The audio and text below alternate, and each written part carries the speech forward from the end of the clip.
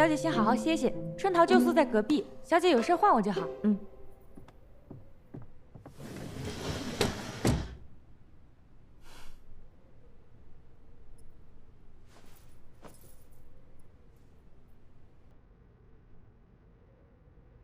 爹爹，我在这边已经安顿下来了，你们可以放心了。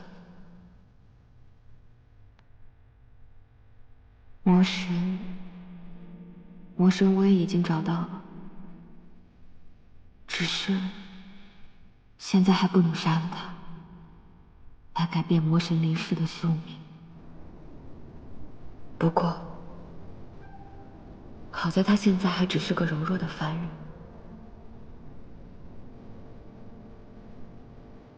把他在冰天雪地里跪着，先让他吃点苦头好。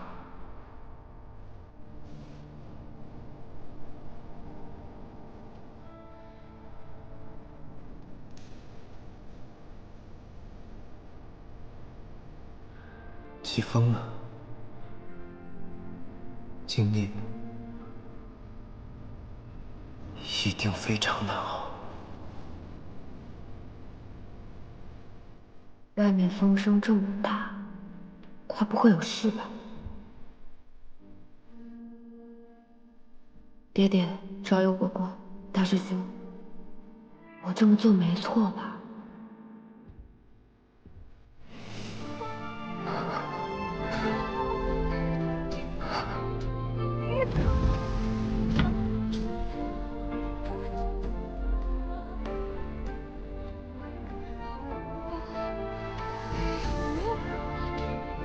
他还真一直跪着呀。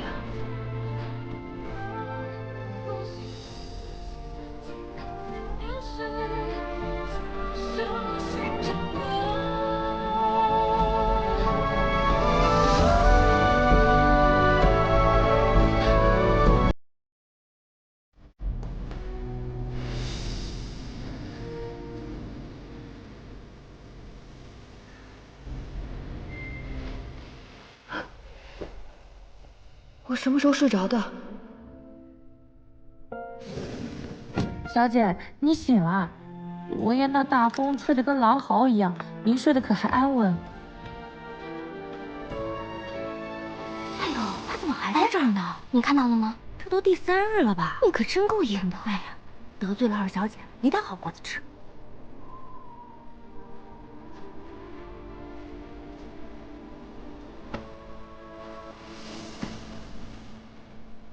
肯定是装的。这里每个人都那么讨厌他，他要是不装的可怜一点，日子会更不好过。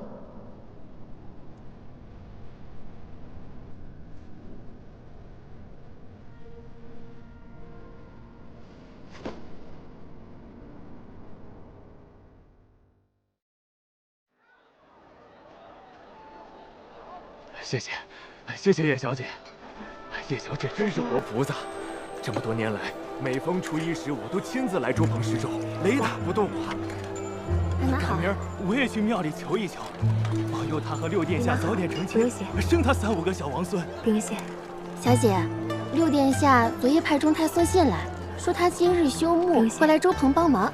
这算算时辰也该到了，你把勺子给我，快去打扮打扮。不用了。对了，拿好了。中太跟我说，昨日他们去练兵，在城郊遇到了二小姐，那个泼妇还不肯放过六殿下，不可口出恶言。不用谢，二妹已经嫁人了，此番胡闹，怕是以后在京中的名声更加不堪。你听来的这些闲话，也不要去祖母和爹爹他们面前说。小姐，你还替他担忧什么呀？你前些日子被他推得坠了湖，还染了风寒，老爷他们不也没罚他吗？以后不许再提此事。打好了，谢谢您，叶小姐。不用谢，把这边都清扫一下。六殿下到。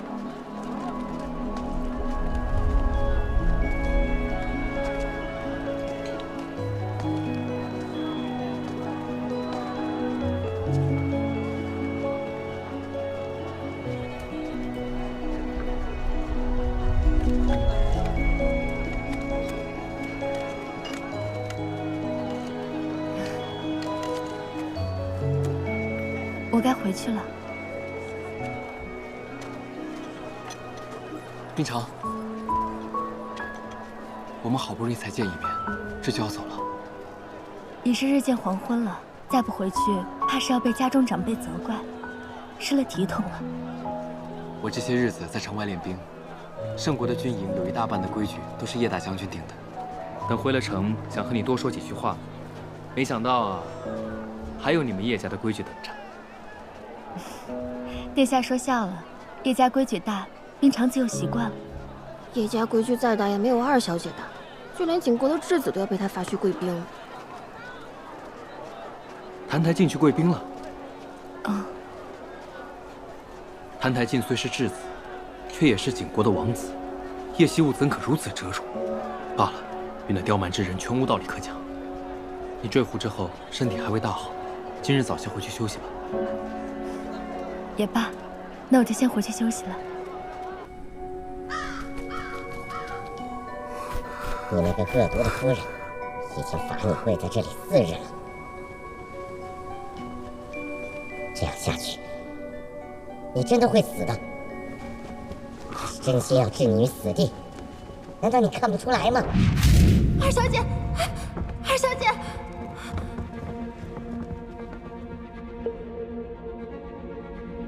二妹妹，我知道方才在湖边，你不是故意的。我就是故意的。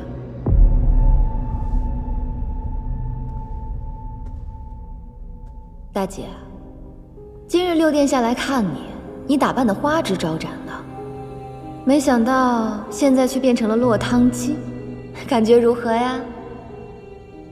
二妹妹，我平日和你无冤无仇，何必苦苦相逼呢？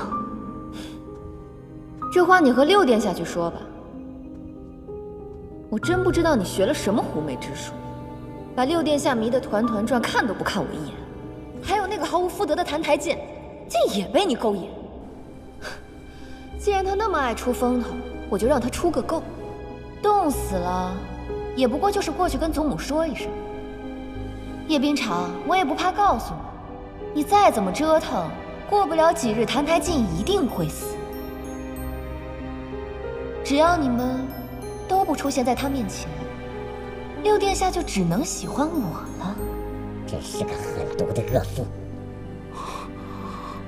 有人过来了。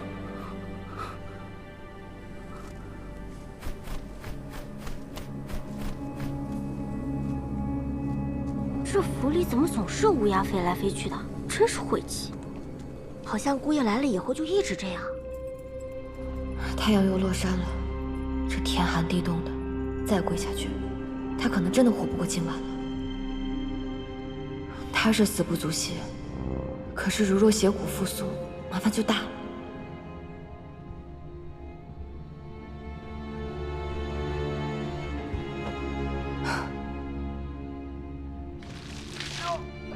姑爷，对不起啊，不小心说，没看见您在这里赏月，弄湿了您的衣裳。走。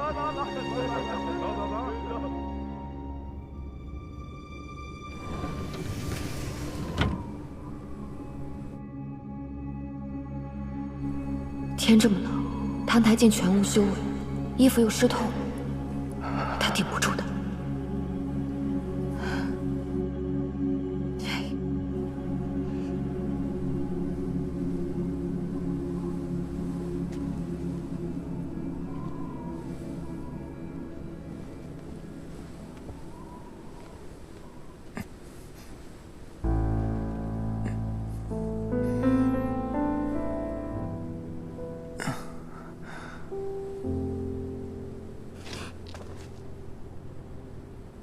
二小姐，天寒地冻，请回吧。不用劳烦你亲自来监看我受刑。谁说我是来监看你了？我只是……这是什么？我只是来看看你死了没有，免得还要我替你收尸。我便是死了，又何劳二小姐亲自来为我收尸？这世上想要看到我横死的人，多如过江之鲫。说不定到时候会成群结队的来向你登门道贺呢。你以为你这么说，我就会可怜你了？可怜我？不行，小魔神已经动蔫了，再这样真的会死。算了，以后有你报应的。这斗篷难看死了，我不要了，送你了。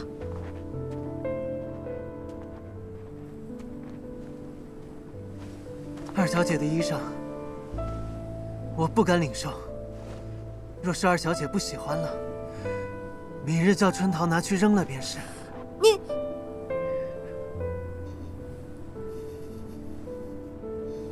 二小姐还有何事？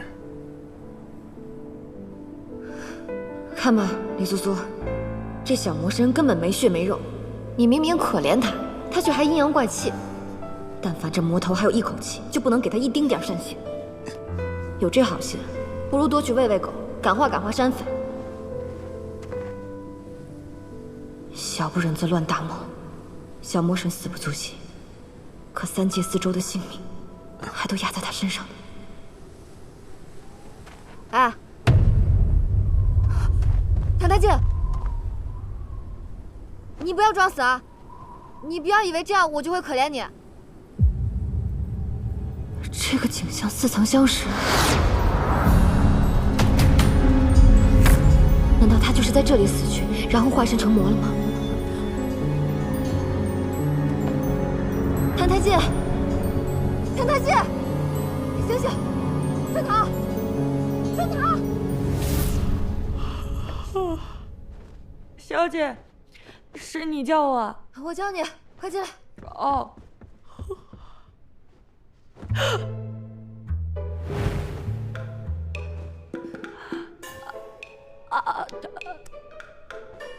小姐，是你没醒还是我没醒啊？你说什么胡话？赶紧去烧洗澡水，越快越好，救人要紧。哦，快一点！哦，小姐，你方才怎么跟姑爷抱在一起了？我们不是夫妻吗？那人间的夫妻不是理所应当同床共枕的吗？人间？快看看洗澡水烫不烫？哦，好。小姐，水不烫了。春桃，你先回去休息吧。好的，小姐。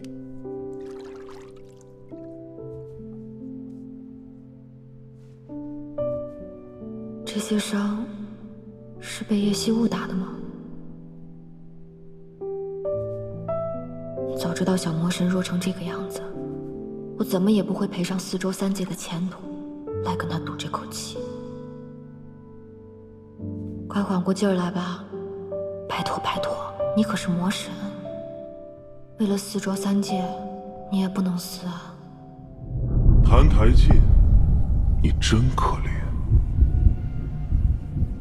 又是你，每次当我濒死的时候，你都会出现。我一直都在。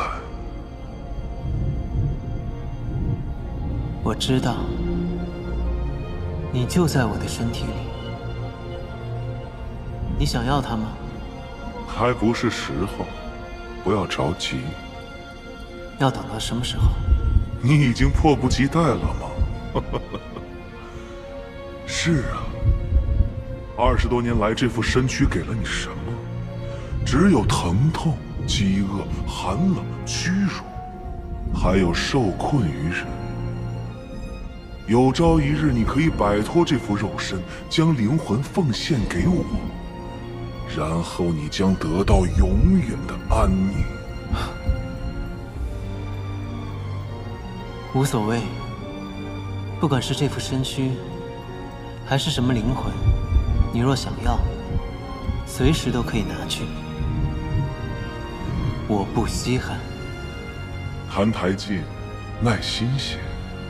你要尝尽人间的苦楚，汲取无尽的怨恨。你背负着命定的诅咒，注定不得善终。当你的痛苦达到巅峰，生命走到尽头时，我会来接受你的献祭。原来500年前人间的月亮这么明亮。可惜自魔神离世，到处都是浊气，我已经好久没看到过月亮了。生为魔胎，身负邪骨。这邪骨究竟生在何处，长什么样子啊？究竟哪一根才是邪骨？没摸出哪块骨头有什么不同啊？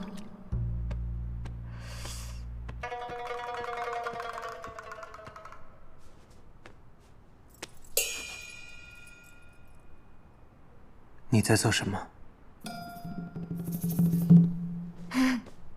你醒了？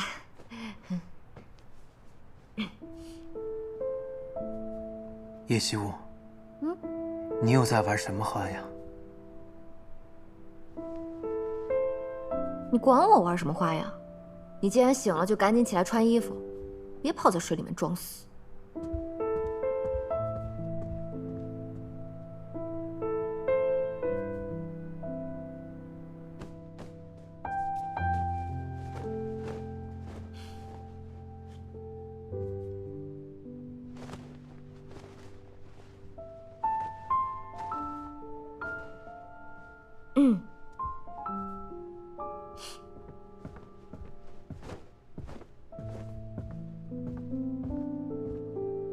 去哪儿啊？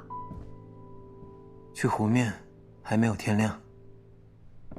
哎，你不能去！你给我站住！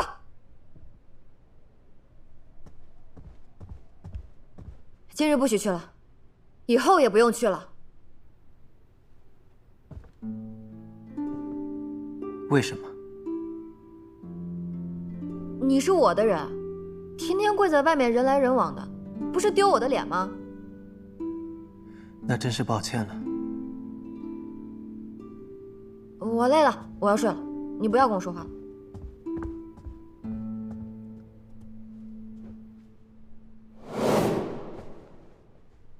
爹爹，你们送我过来时肯定想不到，你女儿要和魔神睡一个被窝。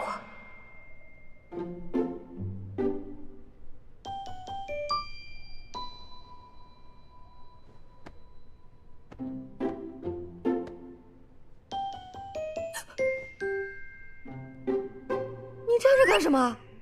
快点做，做完我也要睡觉了。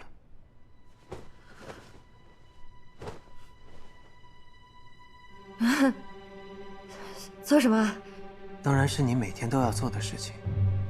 你不记得了？不妙，千万不能让他发现了。我记得呀，我怎么可能会忘？你等我一下，我有点口渴。春桃，我要喝茶。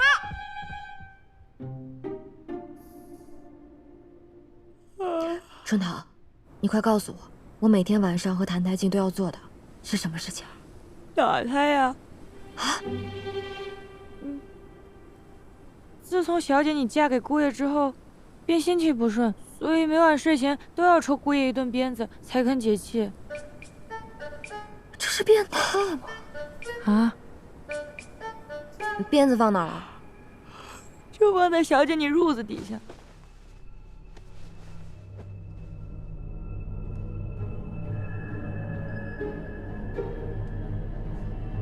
要抽多少下？这可说不准，看小姐你心情吧。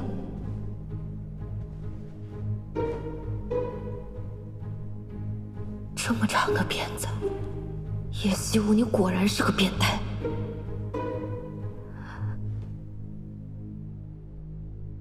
李素素，你从前斩妖除邪，眼睛都不眨，抽鞭子有什么下不去手的？这一鞭，你且替500年后的魔神受着。魔神，这都是你应得的。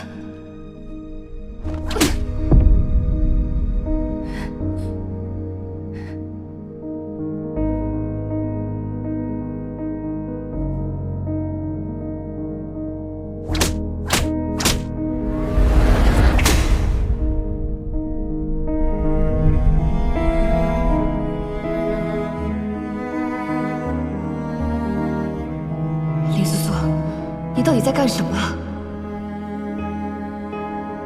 如今他还不是魔神，任打任骂，逆来顺受，欺负他，折磨他，就能阻止魔神降临吗？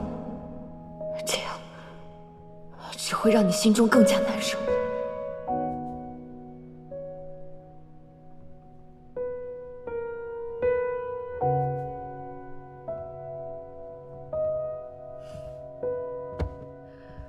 我累了，今日打不动了，睡觉吧。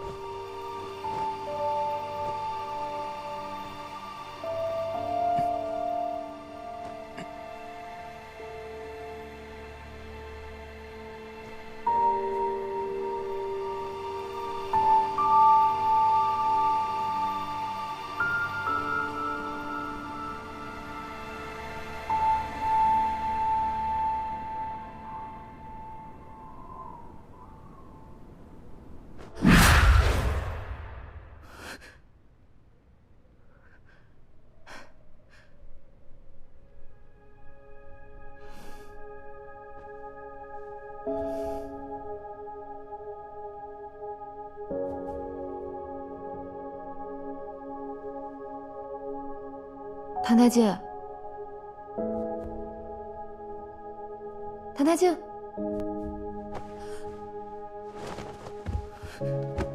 谭太介，谭太介，谭太介，好大！糟了，冰天雪地里跪了4日，还挨了那么多鞭子，凡人之躯怎么吃得消啊？林素素啊，林素素，这回你可闯大祸了！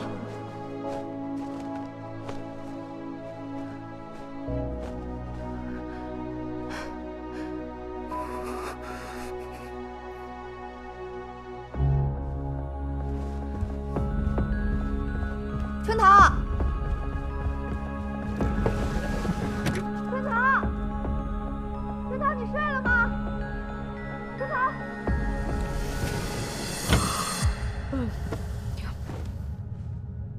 小姐，姑爷的药煮好了，还有别的吩咐吗？没有了，这次真的不会再叫你了。你好好去睡。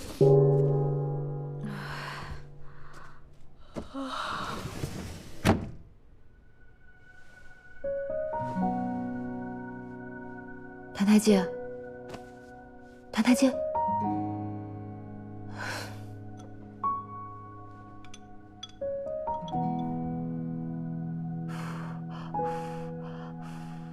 来，回啊！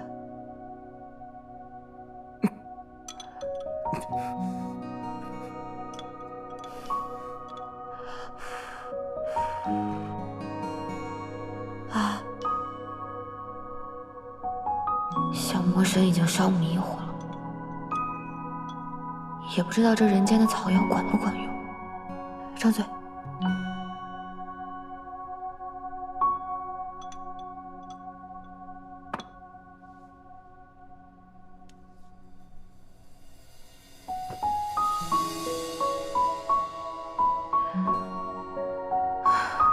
怎么还这么烫？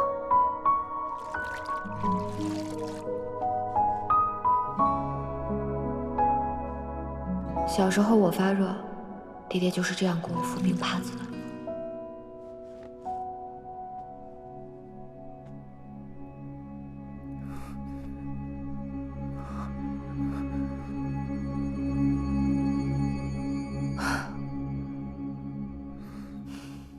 你终于醒了，我就知道这招肯定管用。行了，你好好休息吧，我去睡了。啊，我真是欠你的。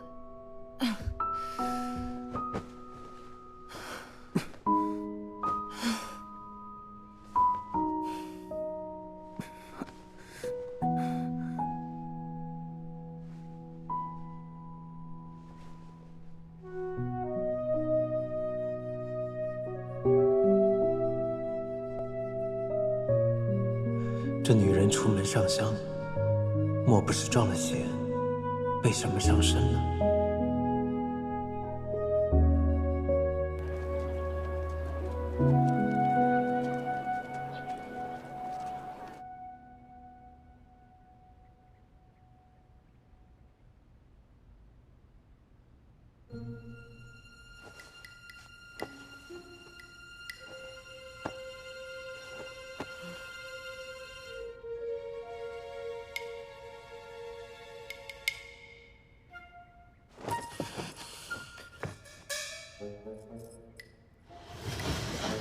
小姐，昨晚折腾了半宿，怎么不多歇息会儿？澹台见人呢？姑爷除了受罚，平日里会去藏书楼里抄经，今日一早便去了吧？哦，澹台姐，这份救命之恩你赖不掉也躲不了，给我好好记住，有朝一日你得拿命来偿。什么时辰？快到50了。老太太、老爷、大少爷，他们已经到饭厅了。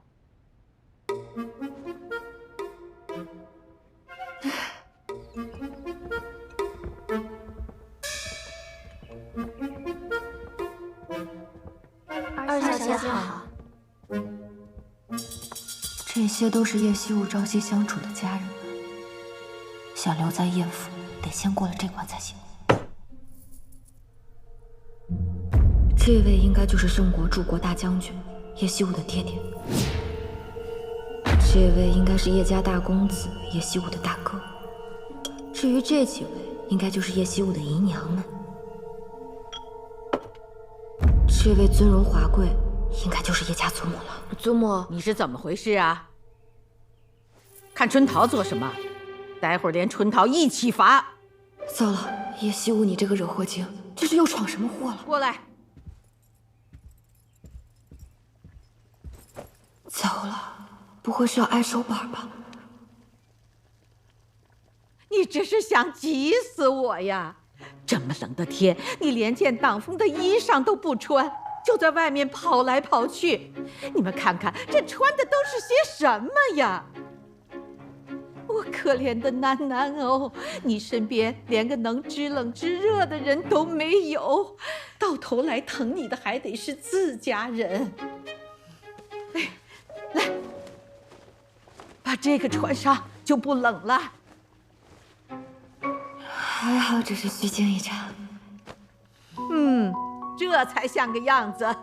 春桃，到库房再领几张皮子，给你家小姐多做几件冬衣。是。祖母，我也想要一领白狐裘。想要？喏，找你爹要去。爹，我要白狐裘。你要个屁！叶泽宇，你还好意思？身为叶家长子，不知习武练剑，像你二弟一样戍边守国、建功立业，就知道跟那些狐朋狗友去骑射玩乐。就你这副德行，圣都有几个正经姑娘家会看上你？菜都快凉了，快吃饭吧。楠楠啊，坐到你爹爹旁边去。去吧。是。慢点啊。爹。楠楠，赶紧尝一尝。爹知道你心情不好，所以特意吩咐厨房做了你爱吃的菜啊。我听下人们说了，你昨晚又是泡澡又是熬药的，折腾了一宿，肯定费了不少力气。你可要多吃点才行啊！是啊，来，多吃点，哎，多吃点肉，吃这个，千万别往心里去。这便是书上所说的人间亲情。这全都是给你做的，都是你爱吃的菜，快给他加点那个红烧肉啊！这家人对我很好，豆腐汤也鲜，跟你一样好。昨日里听安定侯府的大夫人提起，说楠楠将病床推落水的事儿，已经在京城里传开了，各处都在议论。哎，议论就议论，还怕他们不成吗？对他的名声不好。胡闹就胡闹了，楠楠都已经嫁出去了。哎，爹，去年二妹未嫁时，你可是说闹便闹，以后嫁了人想闹都闹不得了。这怎么嫁不嫁，总是二位有理啊！闭嘴，吃你的饭。叶惜雾啊，叶惜雾，我算是知道你怎么会是这副德行。我这几日想过了，推大姐落水的事儿终究是我的不对，我今日想去向她赔个罪。莫青啊，楠楠现在长大了，这也太懂事了。我们也算懂事吗？心地善良，又有担当，不愧是我叶家的子孙。真是快把叶惜雾宠上天了。不过赔礼道歉，我看就不必了。万一冰长病气还未去，被染上，那就不好了。没关系，祖母。祖母说的对。二妹若是来向我赔罪，倒是看清了我们姐妹的情分了。大姐，二妹快请坐。祖母，是我不好，这几日带着病气，未能向祖母和父亲请安。今日施粥归来洗沐一番，没想到却来得晚了，搅扰了大家吃饭，真是该罚。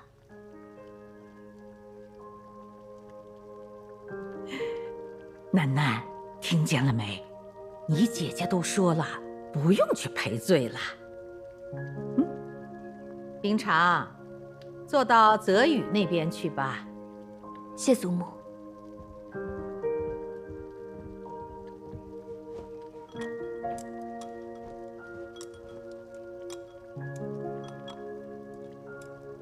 怪不得大师兄，不，萧岭和谭台烬都喜欢她。这样一个美人，脾气温柔，心眼儿也好，谁会不喜欢呢？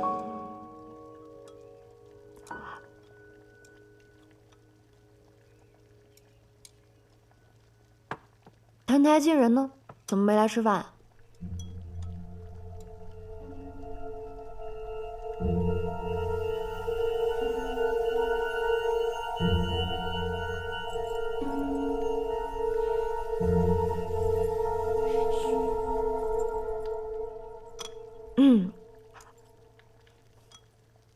哎，你还真当自己是主子了？你总不能天天只吃饭不干活吧？就是啊，不能不干活呀。怎么？哼！哎，你看啊，我们哥几个辛苦了一下午，那还有一大堆主子们用过的碗筷没刷呢。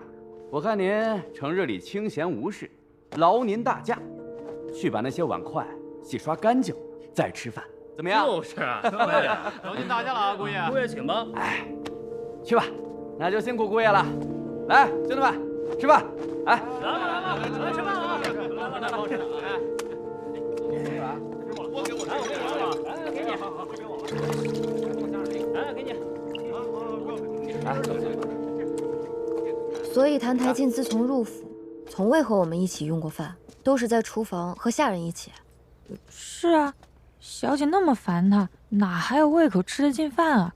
不过我听说姑爷平日里也不大能吃饱，下人们都是看人眼色行事的。小姐你平日里怎么做，他们就跟着怎么做。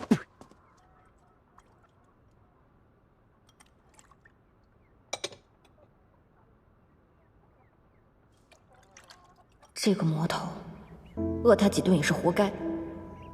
可整日里躲得远远的，我怎么盯得住他？厨房在哪儿？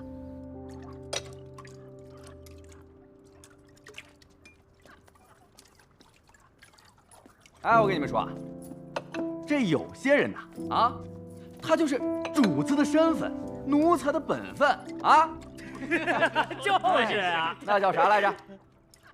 贵人见命啊！贵人见命，过得其实啊，还不如咱哥几个呢，是吧？就是啊，咱哥几个哎，吃饭，这个香，哎，真不错。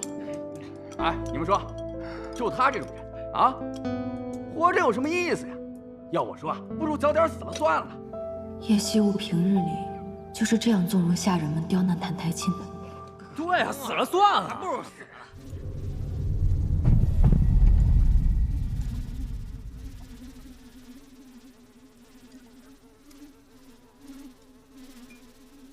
去吧。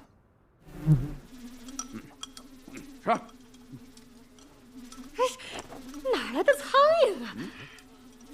大冬天的，这哪来的苍蝇啊？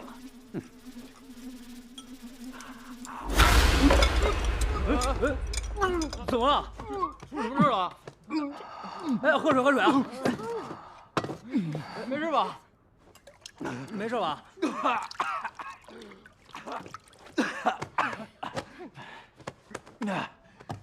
去吃个苍蝇，我不吃了，你们吃。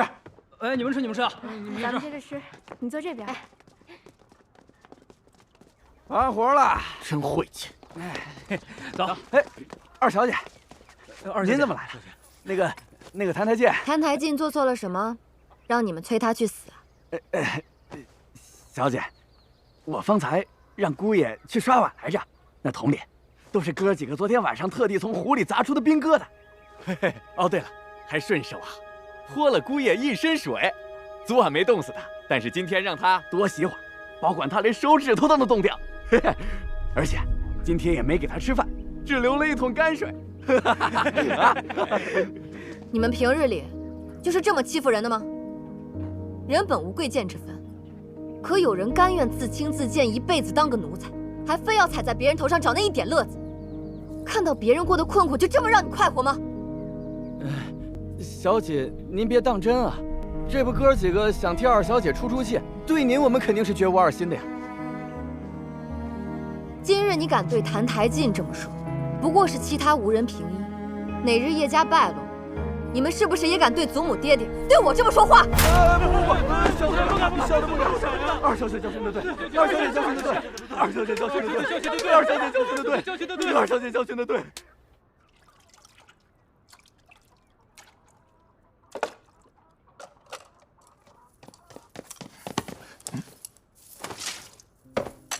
你别吃这个。二小姐，人不吃饭是会死的。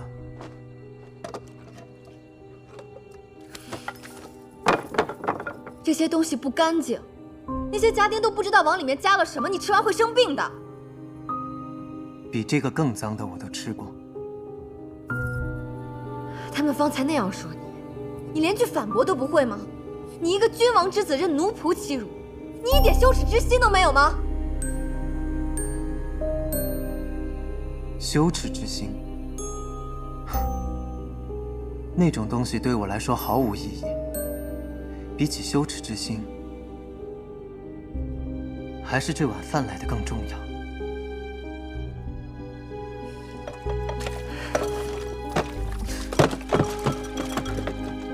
叶希沃，你给我走！没有这口饭，我可能会死；但若有了羞耻之心，我根本就活不到今日。少废话，跟我走！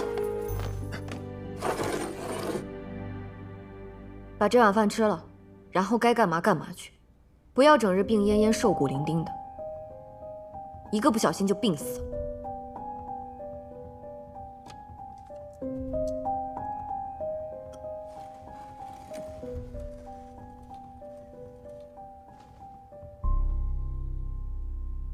二小姐这套伎俩已经用过一次了，我若是再上当，便是活该。二小姐，恕不奉陪。坐下。什么伎俩？你把话说明白。二小姐方才问我有没有羞耻之心，这种东西，二小姐你自己怕是也没有吧？好啊，既然你让我说，那我就再说一次。好，你说。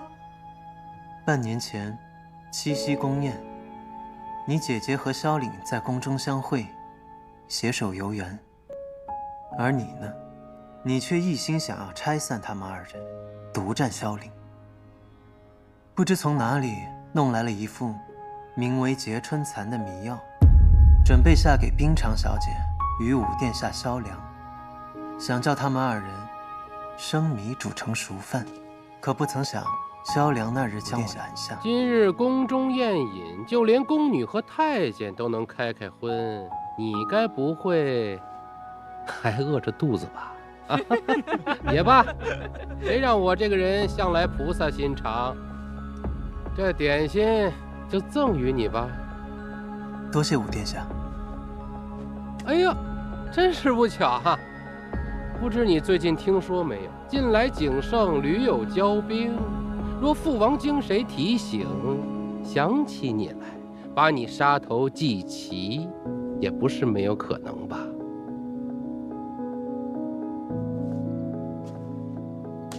哎呦，忘了，你喜欢吃碎一点的啊。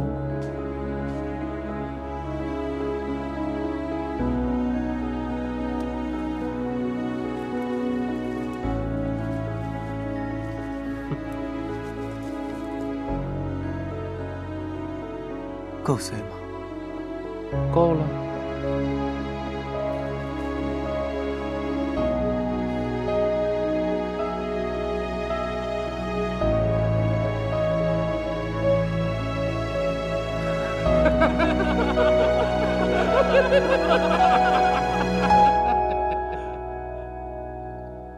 可我刚吃下不久，就感觉头晕目眩。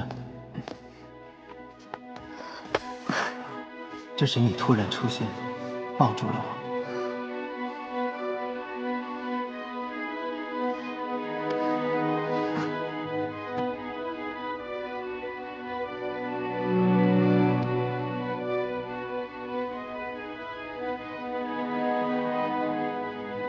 武殿下的劫川残不慎被我误食，好巧不巧，叶冰长的那份阴差阳错被你吃掉了。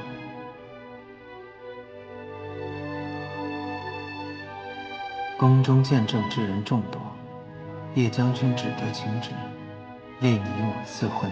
兹尔柱国大将军嫡女叶氏，景国三王子澹台烬佳偶天作，下旨赐婚，以成其美。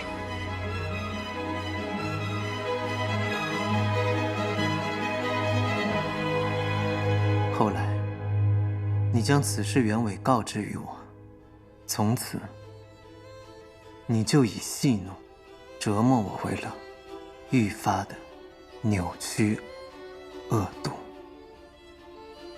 叶修啊，叶修啊，你都做了些什么？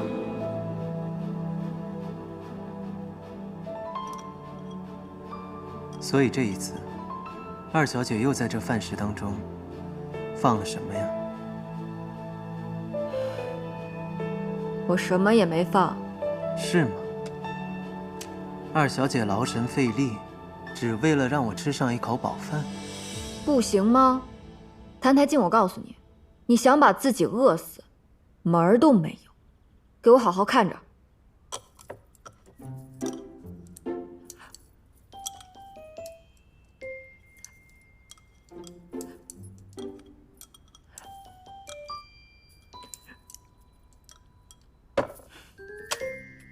你这回满意了吧？以后一日三餐你都来这里吃，春桃会给你送饭，给你什么你就吃什么，不许再给我吃那些乱七八糟的脏东西。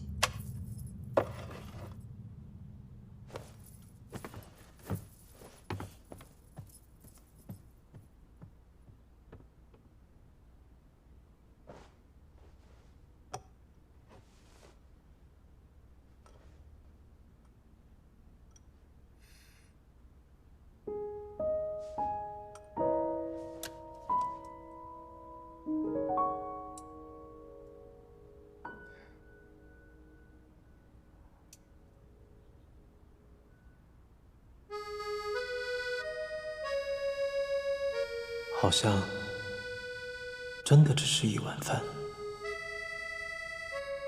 这女人究竟是怎么了？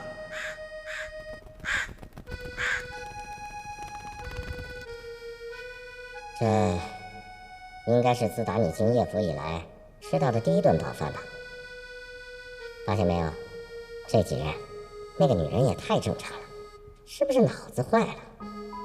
也许她想用其他办法折磨我吧，毕竟我人在这边。若是质子死了，叶家也无法脱责。也对，这女人反复无常，这儿确实不能久留。不过，离开了这儿，你还能去哪儿呢？哦，对了，我遇上了几只景国过来的乌鸦。景国？真巧，那儿也是我的出生之地。你去过景国王宫吗？那可是天底下最恶心的地方。他们说，他们看见了有巫医在焚烟做法，闻到了病人腐朽的味道，还有焦躁的大臣在朝堂上踱步。大概是景王吧。那个理应被我称作为父亲的人，命不久矣了。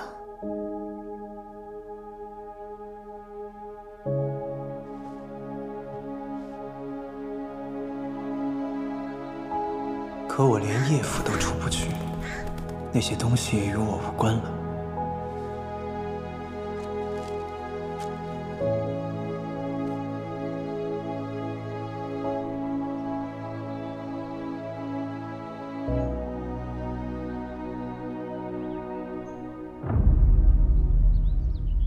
父王，儿臣有要事禀报。灵儿，你来得正好。刚收到急报，澹台无极快死了，他的那个哥哥即将继位，左右留着那个质子也是没什么大用了。儿臣听闻，澹台明朗天生是一副铁石心肠，这个人未必会有顾念手足的天性。杀了质子，恐怕会如他所愿。我的灵儿果然是聪慧啊！如此说来，姑若留着他，便是扎在澹台明朗心头的一根刺。姑稍后便宣澹台烬进宫，姑倒要看看他作何姿态。若他有心，姑不妨助他回去，搅浑景国，再趁乱将他杀了。要是他才薄志浅，姑也就没必要再留着他了。届时找个年岁相当的送去景国，只要澹台明朗信为真，那么真伪有那么重要吗？父王。